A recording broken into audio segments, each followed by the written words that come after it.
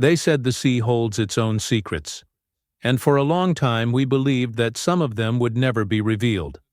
But what if what's about to surface challenges everything they've said about the Exodus? Not long ago, a group of experienced divers decided to explore a secluded stretch of the Red Sea. They weren't after treasure or fame. They had a mission: to check out something that has divided faith and science for millennia. What were they looking for? Traces of Moses' crossing, the pursuit of Pharaoh's army, and the moment when the sea opened. The mission began discreetly, without media, without institutional support.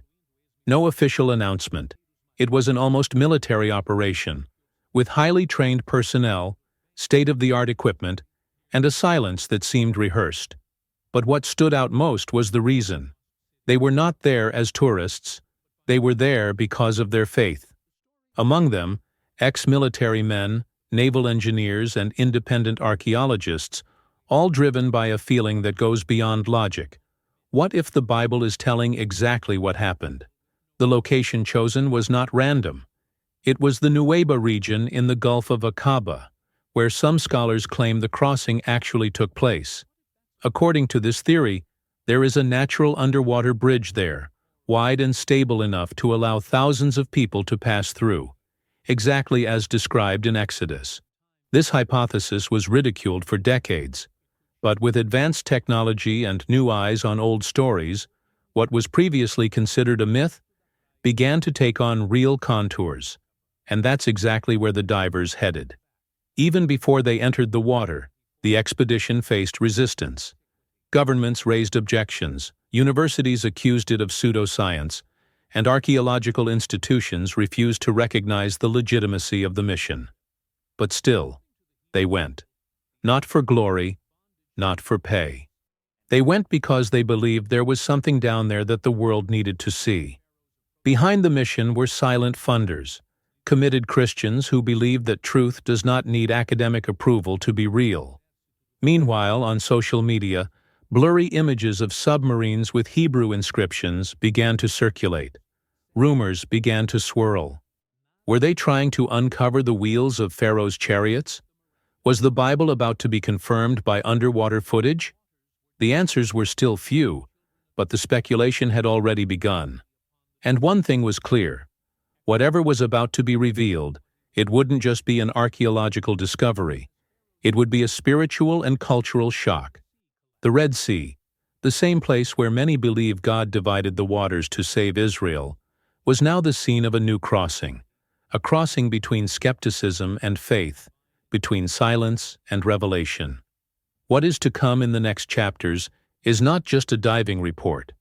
It is a confrontation between two narratives, that of the world that disbelieves and that of the word that remains. Because if Pharaoh's chariots are still there, then the sea didn't just hold the bodies of the Egyptians. It held the cry of a miracle. Ron Wyatt was no scientist. He had no degree in archaeology, nor any university backing. He was just a nurse with a Bible, a map, and an unshakable conviction that the miracles told of in the Old Testament were real. In the 1970s, he did something few would dare. He dove into the waters of the Red Sea, believing that it contained evidence of the passage of the Israelites. What he claimed to have found divided the world: coral-covered structures that resembled carriage wheels, axles, human and horse bones. The images were poor. The videos were shaky. The evidence was shaky. And yet, his story resonated with thousands of Christians around the world. The narrative was simple, powerful, and to the point. If what Wyatt saw is true, then the miracle of the Exodus is not just part of faith, it is part of history. He did not write scientific papers. He did not give lectures. He had only words and faith. And so, the academic elite mocked him, calling him a dreamer, a fanatic.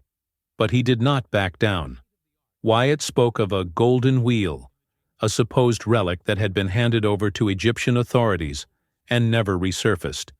The lack of concrete evidence led many to call him a liar. But what they didn't expect was the impact it would have. Because for believers, sometimes all it takes is a seed of doubt in official discourse to rekindle hope. And that hope grew. It grew so much that other people began traveling to the same spot where he dove. With cameras, drones, and prayers, year after year videos began to emerge. Some showed strange formations on the seabed. Others brought testimonies from amateur divers. None of them were powerful enough to make global news, but all of them added fuel to a fire that never went out. Wyatt became a legend within the churches, a symbol of spiritual courage, a reminder that sometimes the truth is not in the libraries, but in the water. And perhaps for this reason, even though he was discredited by so many, he was never forgotten. The question that lingered was always the same.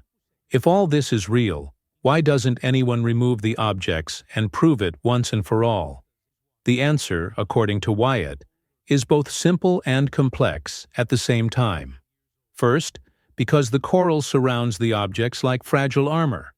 If you touch it, it breaks. Second, because the Egyptian government prohibits any removal without authorization. And third, because maybe, just maybe, there are things that God has allowed to be found, but not to be taken away. As if to say, "He who has eyes, let him see." Looking back now, it's clear that what began with a simple man may have laid the foundation for one of the greatest spiritual discoveries of our time. Because what really mattered wasn't whether Wyatt was right about everything. What mattered was the courage to follow the word, even when everyone else said it was just a myth. And now, decades later, others are taking up the journey again. But this time with high-definition cameras, drones, and something Wyatt didn't have. Millions of watchful eyes waiting for the truth. The modern team arrived in silence, but left surrounded by noise. They had the exact coordinates that Ron Wyatt had mentioned years earlier. They had underwater robots, seismic scanners, AI to map symmetry on the seafloor. And they had a clear mission: confirm or refute. What they didn't expect was what they found in the first few hours of diving. Circular shapes, geometric repetitions, and structures appeared that seemed to have been organized and not created by nature. The most shocking thing was not what they saw with their eyes, but what the sensors revealed. Connections between coral-covered masses, as if they were axles between wheels. The patterns repeated themselves, and in some places, there were almost entire structures. They were not perfect. They were not clean. But they were there. And they were in the right place, at the right height, in the right direction. And then came the scene that gave even the most skeptical chills. A metallic golden glint among the sediment, something none of them expected to find. The divers descended. What they saw looked just like Wyatt had described years ago. Corroded but recognizable fragments. Wheels, axles, ancient hardware.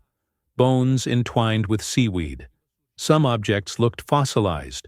Others looked as if they had been preserved by the hand of time. There was no order.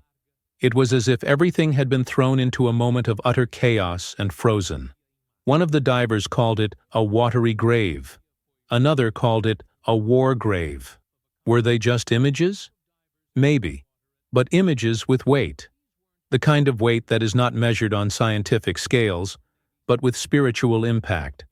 It didn't take long for the videos to start leaking. First on small forums, then on Christian channels, and finally, it went viral. Millions saw them, shared them, and began to ask, could this be proof of the miracle? Those who had previously scoffed now tried to explain. Those who had always believed wept, because for them it wasn't just a discovery, it was a confirmation. But then something strange happened. Videos started disappearing. Accounts were banned. Clips were deleted. Websites went offline. Some said it was copyright issues. Others said it was national security. But to those who were watching closely, it looked like something else. Censorship. Suppression. The same old pattern when something gets out of control. And the more they deleted, the more interest grew. Because the world realized that someone was trying to silence a revelation. And this only increased the faith of those who sought the truth. In the end, what remained were not just the images, but the impact. The doubt planted in the hearts of millions. Did the Exodus happen exactly as written? Did the Bible always tell the truth, and only now are we ready to see it? Questions arose in pulpits, in schools, in homes, and for the first time in a long time, the academic world had to face something it could not ignore. The Red Sea may have spoken, and what it said went straight to the minds of all believers. For a long time we've been told that faith and science don't go together, that a search for the invisible and another for evidence can't occupy the same space. But that's changing.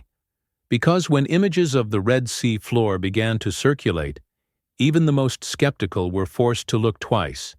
And what they saw was something that's hard to explain: symmetry, order, fragments with mechanical pattern, human and equine bones in arrangements consistent with an escape or battle. They weren't just rocks. They were questions in the form of tests. The technology used was cutting edge. Drones with 3D scanning, multispectrum sensors, artificial intelligence comparing structures with historical records. The level of precision did not allow for gross errors. If this was a natural formation, it was one of the strangest ever recorded.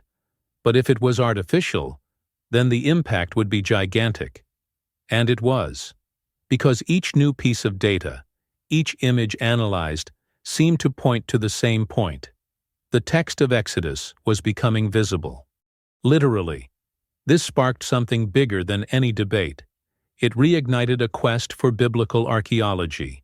An area that had been neglected for decades began to gain respect.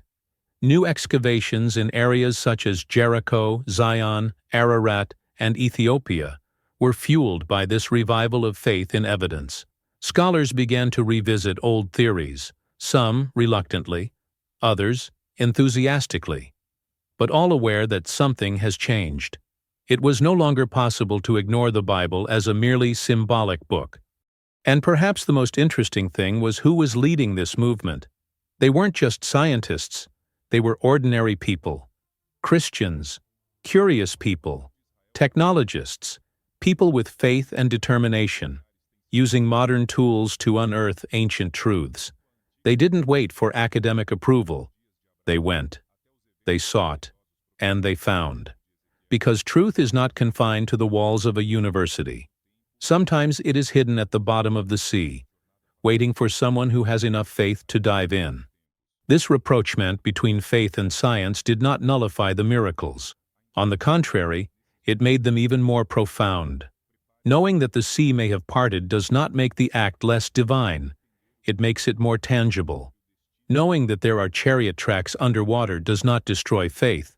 She confirms it. Because we are no longer dealing with metaphors. We are faced with real possibilities that point to something supernatural, historical, and eternal.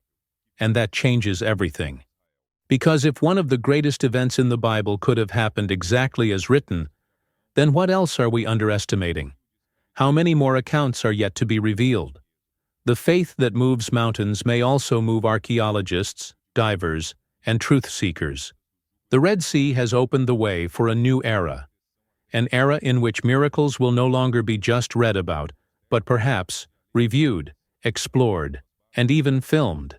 Now the world is faced with a choice. The videos exist. The images exist. The discussion is out in the open. And the question that remains is simple, but devastating. What if it is true? What if what the divers found in the depths of the Red Sea is, in fact, what it appears to be? This doesn't just change one chapter of the biblical story. It changes our entire relationship with Scripture. Because if the sea opened, then fire fell. If the wheels are there, then manna fell from heaven. If the Exodus happened, then God acted. The implications are huge. The educational system that teaches Genesis as myth, the programs that treat Moses as fiction, the universities that laugh at the idea of a wall of water splitting in half. All of this needs to be reconsidered, not as an attack, but as a form of justice. Because the Bible never lied. It was just ignored. And maybe that's exactly what the bottom of the ocean is telling us. It wasn't symbolic, it was real. And you didn't want to see it. Until now. But there is something even deeper. This discovery touches the heart, not just the mind. It brings a call, a warning. Because if Pharaoh's judgment was real, then today's will be too. If the sea closed to save some and swallow others, then the message is clear. God is still at work. He still opens impossible paths, but he also closes doors with justice. And this should lead us to an urgent point of reflection. Are we ready for the coming signs? Or are we mocking what we should fear? The world tries to erase this evidence. Videos are taken down. Accounts are banned. News stories are silenced. But the truth doesn't need likes to be true. And that's why it has survived for millennia. Because every rock, every coral, every piece of bone on the seabed seems to scream, "I was here." You can ignore it, laugh it off, deny it. But you can't undo what's already been done. History was written with water, salt, and blood. And now it is coming back to the surface, for whoever has the courage to look. This is not just an archaeological discovery. It is a reminder, a spiritual wake-up call, and also a summons. Because if the Exodus was more than a fable, then so is the God of the Exodus. The same one who parted seas, who confronted empires, who freed captives, is speaking again, not with thunder, but with proof. And the question that echoes is not just, "Do you believe it?" but, "Will you ignore it as you have done in the past?" In the end, all of this points to one thing. The Word is true. It always has been. And every archaeological find, every buried or sunken clue, every piece of evidence that emerges, only confirms what many already knew through faith. The time for doubt is over. The time for mockery has lost its power. Now is the time for decision. Because the past is not buried. It is alive, pulsing, waiting to be rediscovered. And perhaps what was found at the bottom of the sea is just the beginning.